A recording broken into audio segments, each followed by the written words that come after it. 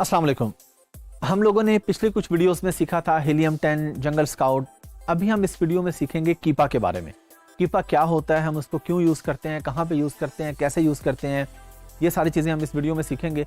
सबसे पहले हम अंडरस्टैंड कर लेते हैं कि हम ये कीपा का टूल क्यों यूज़ करते हैं। ये हमारा मेनली यूज़ होता है होलसेल या ड्रॉप शिपिंग के मॉडल में। प्राइवेट लेबल में हम लोग कीपा को नॉर्मली यूज़ नहीं करते।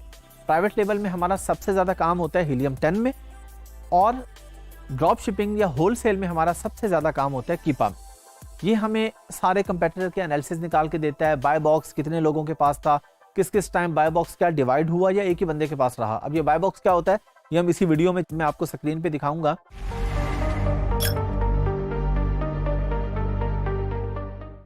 तो हम ये सारा कीपा में देखते हैं। कीपा हमें बताता है कि बाय बॉक्स रोटेट हो रहा है या नहीं हो रहा।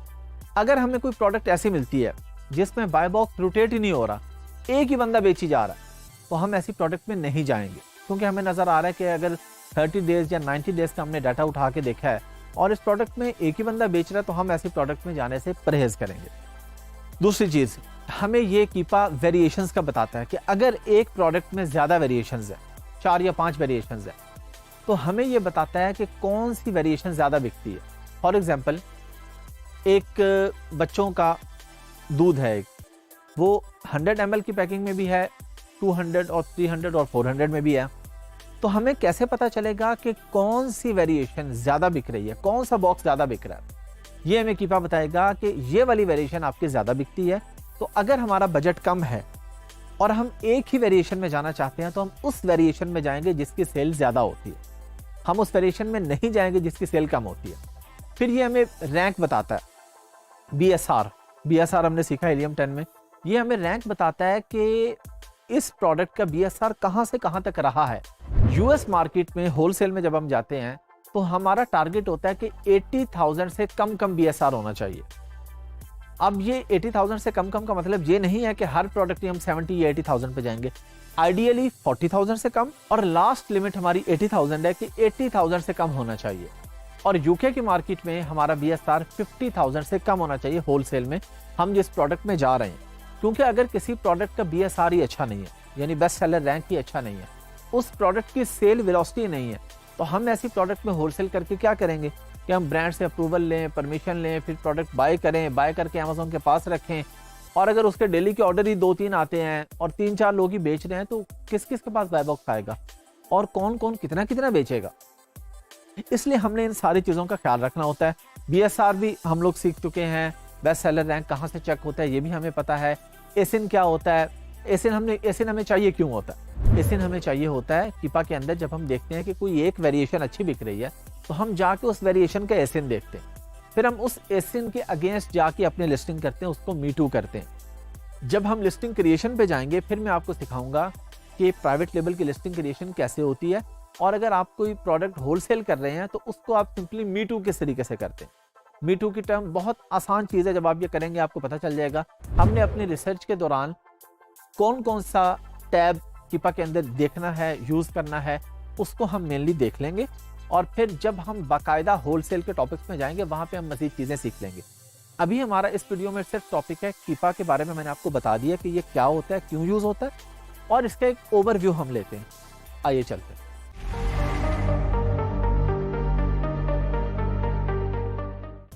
चलिए जी, हम लोग स्क्रीन पे आ चुके हैं। एक चीज़ पहले मैंने आपको सिखा दी है कि कोई भी एक्सटेंशन किस तरीके से ऐड करते हैं। हमने ये हीलियम 10 भी ऐड करके देखा था। मैंने आपको बता दिया था कि हीलियम 10 या कोई भी एक्सटेंशन है वो किस तरीके से ऐड होती है। अब वो क्योंकि हम रिसेंटली सीख चुके हैं पिछली ही वीडियोस में, तो अब मैंने डायरेक्टली यहाँ पे एक्सटेंशन ऐड कर ली है। ये मेरे सामने कीपा की एक्सटेंशन आ रही है।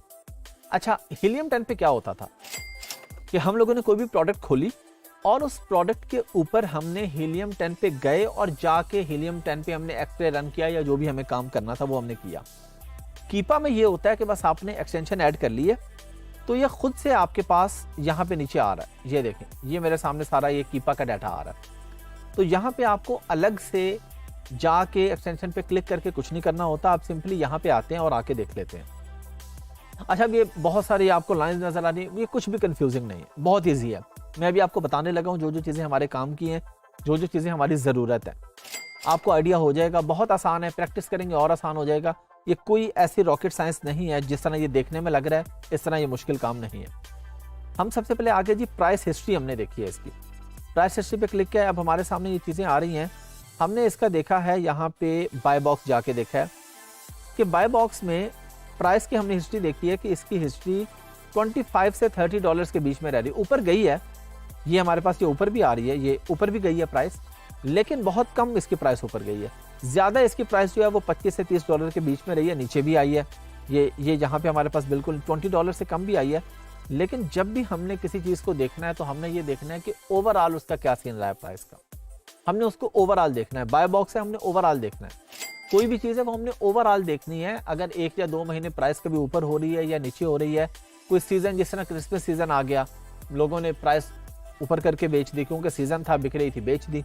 कभी डेड सीज़न आ गया, 15-20 दिन 1 महीना डेड आ गया, तो लोगों ने कम प्राइस करके कहा कि चलेंगे स्टॉक निकाल देते हैं। तो हमने जो देखना है वो ओवरऑल हमने इस चीज़ को देखना है।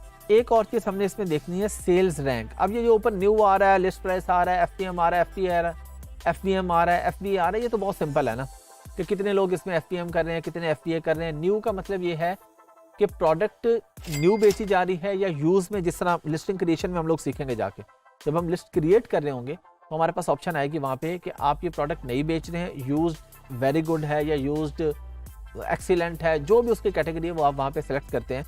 तो हमने इसका सेल्स रैंक देखा है।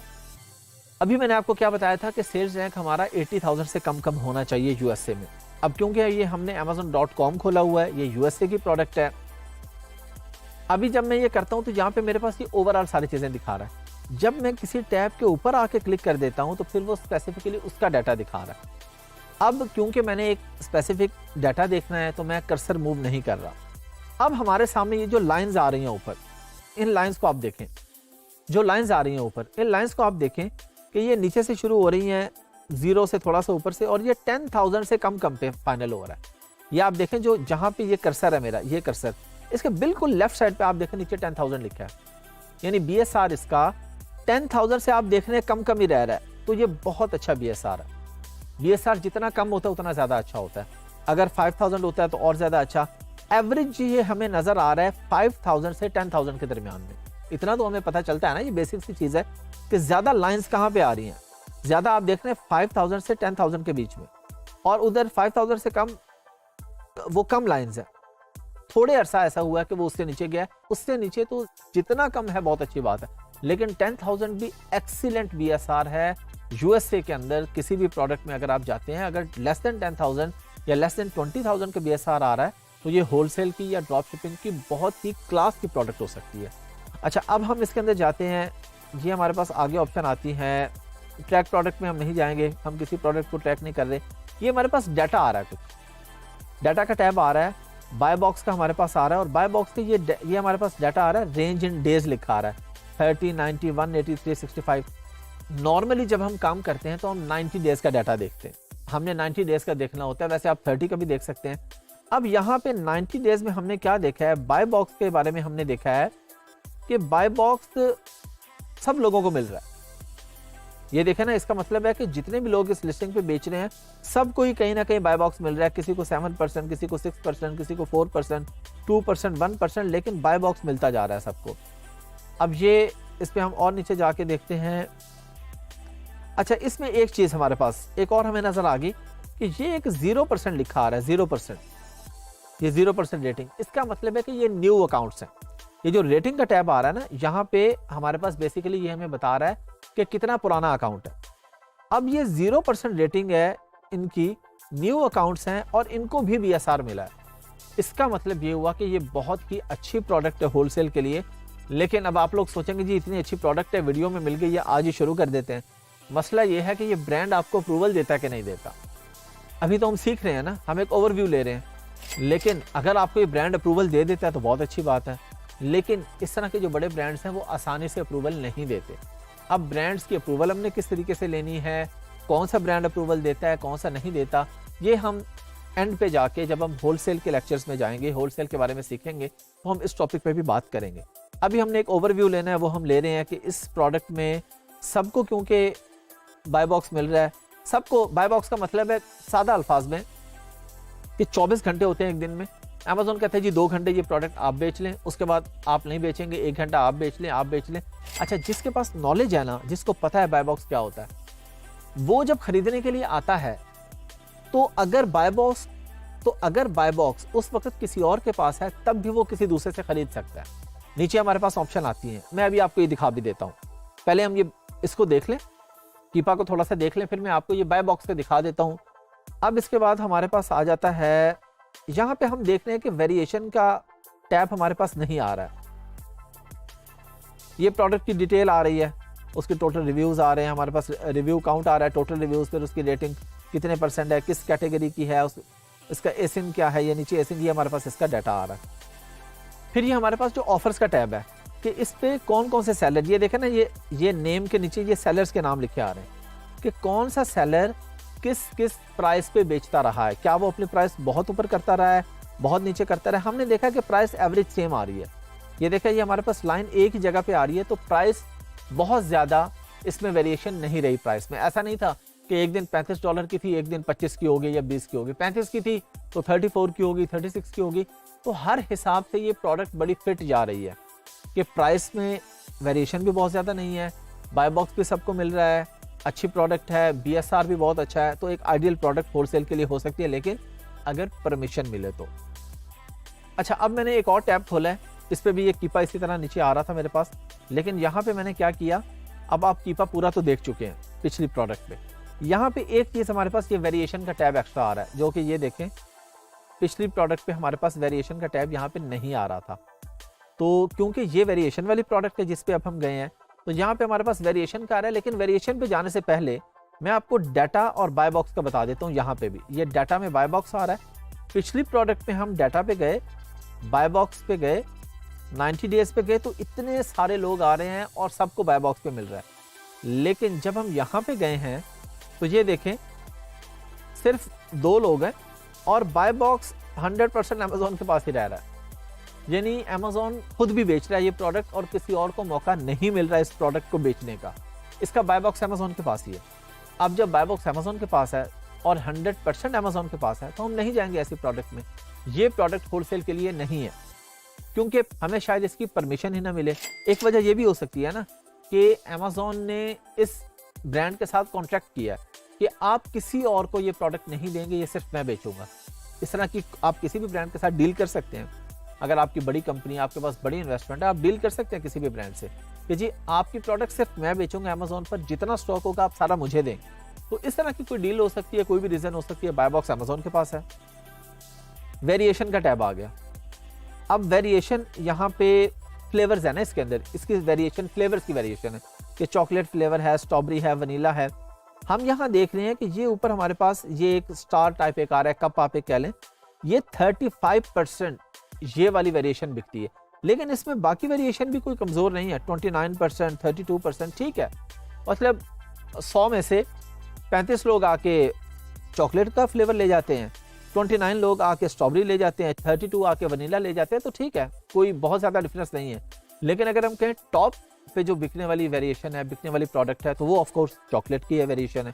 तो अगर आपका बजट बहुत कम होगा और आप किसी ऐसी प्रोडक्ट में जाते हैं जिसमें वेरिएशन ज़्यादा है, फिर आपने यहाँ पे आके देखना है, वेरिएशन के टैब में देख लेना है कि कौन सी वेरिएशन है जो सबसे ज़्यादा परसेंटेज है।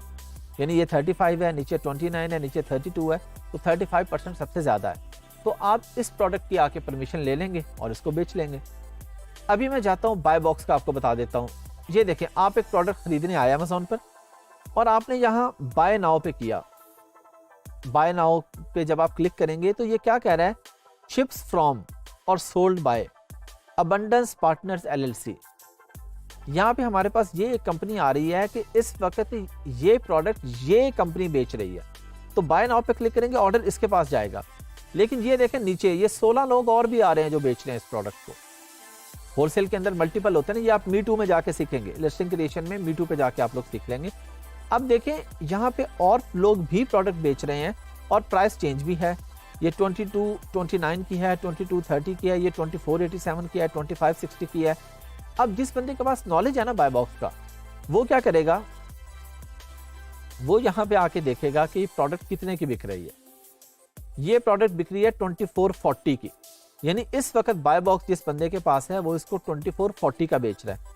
लेकिन मैं नीचे आके क्या देखता हूं कि कुछ लोग इस प्रोडक्ट को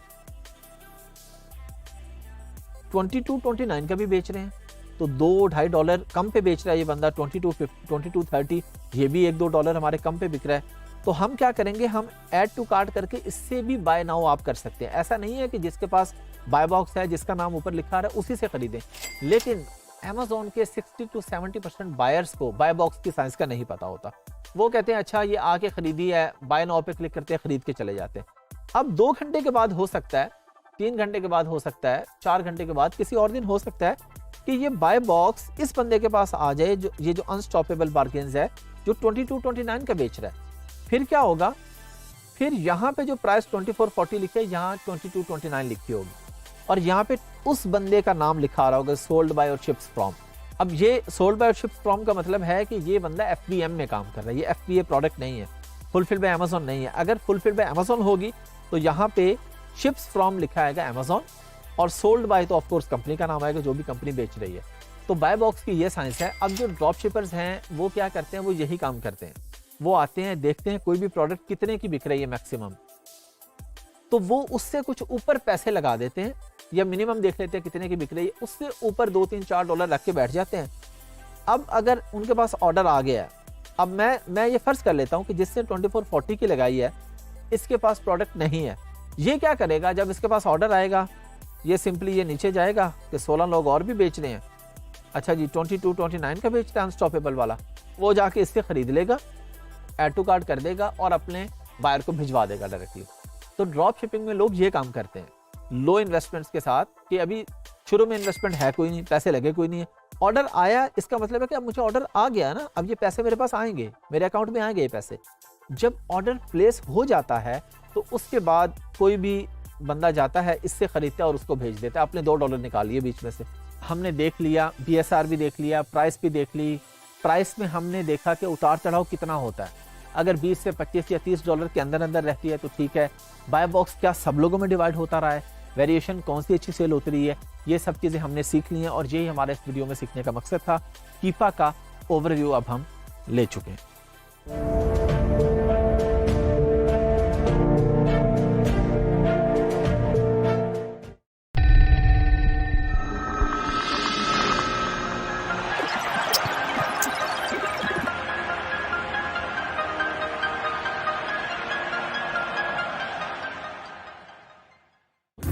अस्सलाम वालेकुम।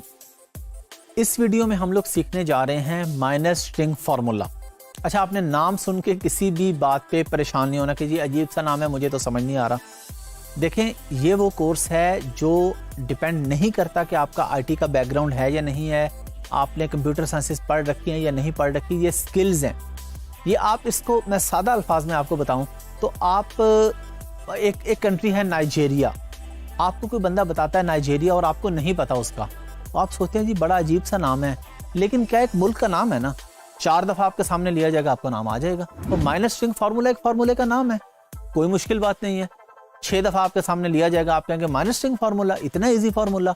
और ये जब मैं भी आपको प्रैक्टिकल करके बताऊंगा तो आप कहेंगे लें जी लफ्ज़ तो इतना मुश्किल था लेकिन काम इतना आसान है, सिर्फ माइनस लिख के 8-10 लफ्ज़ ही लिख लें, ये तो कोई भी लिख लेगा, इसके लिए तो कोई IT का बैकग्राउंड नहीं चाहिए।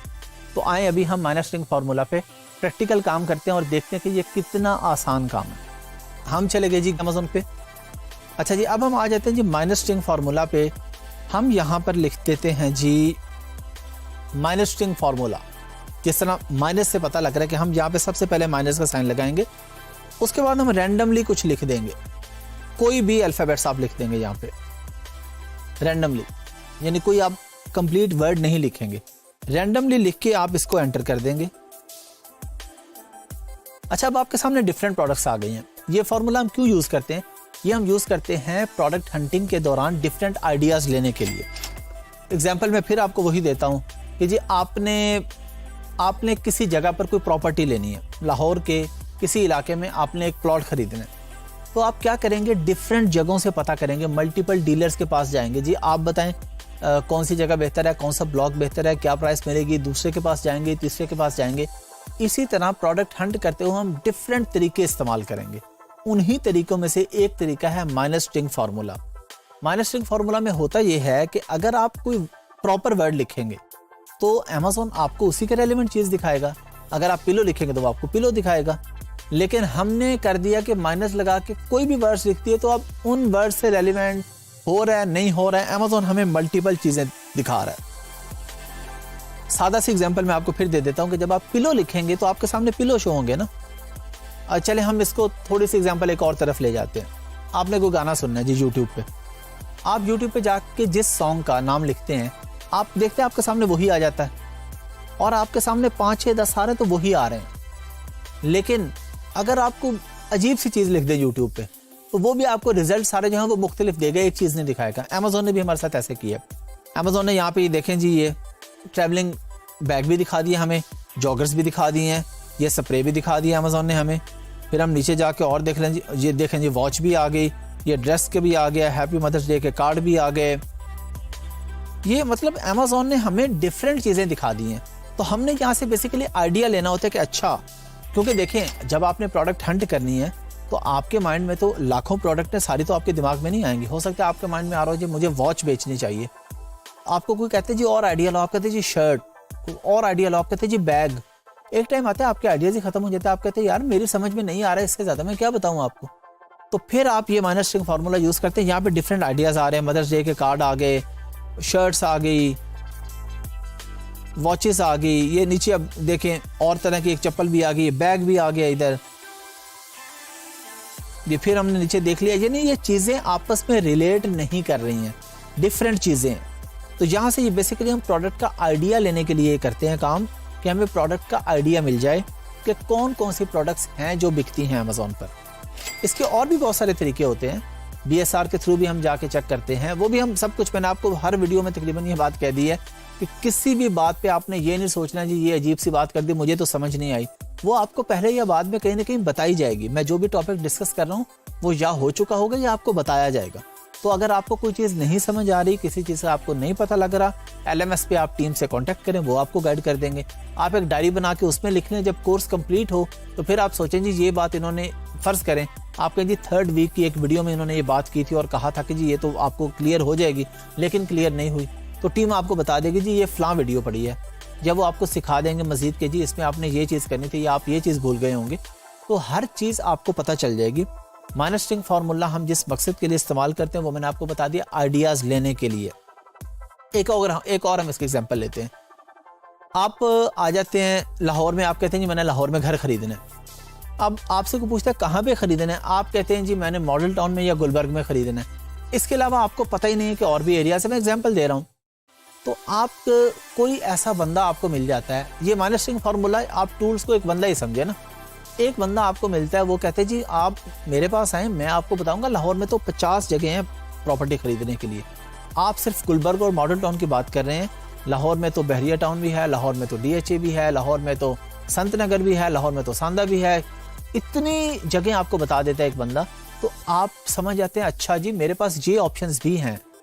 पहले आपके पास लिमिटेड ऑप्शन थी, फिर आपके पास ज़्यादा ऑप्शंस आ जाती हैं।